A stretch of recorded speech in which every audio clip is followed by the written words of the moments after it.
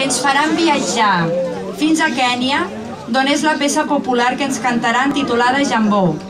Després tornarem a Catalunya per escoltar la cançó Els Tres Tambors. I finalment, i com que ens fa molta il·lusió que arribin les festes de Nadal, agafarem el bastó i la samarra i gaudirem de la Nadala a Betlem amb Moianà. Un aplaudiment.